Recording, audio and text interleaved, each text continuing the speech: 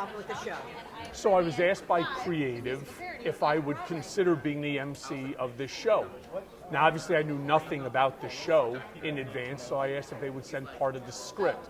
I read it. I thought it was incredibly funny. I think it's comedic genius, to be honest with you. I then asked if I could see some of the songs, read them, obviously not a singer, and so trying to figure out the tune. It's just the songs are incredible, and I'm even more impressed today after listening to the lady sing the songs than I was just reading the words. You are such a natural. How do you feel on stage? Well, I'm comfortable no matter what. Yeah, so, obviously after 7 congressional hearings, 25 meetings with the Manhattan DA, a half dozen with the New York AG, sitting before a grand jury, going and sitting for 3 days on trial, and now the upcoming Manhattan District Attorney case, going to be back on for 3-4 days on trial there. I'm comfortable in front of an audience.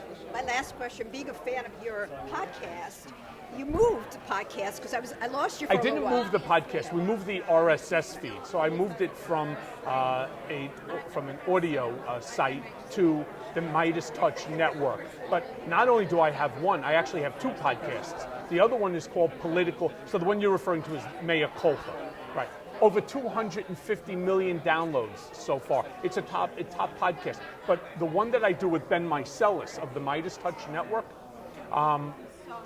number 1 in news, it's live. It's called Political Beatdown, number 1 as it relates to news, and it's top 3 in the world on YouTube. It's really fantastic. It's a lot of fun, and we enjoy doing it together. I don't think the camera's centered, by the way. Well, I can try to get that in, but I'll move it so I'll get. I'm so fascinated by you. I'm lost my mind here. The other thing, I love the Mea Culpa song. It was written for me. So I have a friend, his name is Jared Gustat, who does this. He's known as Jingle Jared. And I said to him, I want something with a soprano-ish type of a theme, and here are the words that I want to use. So if you don't cry for me if I tell you my story, right? Don't cry for me.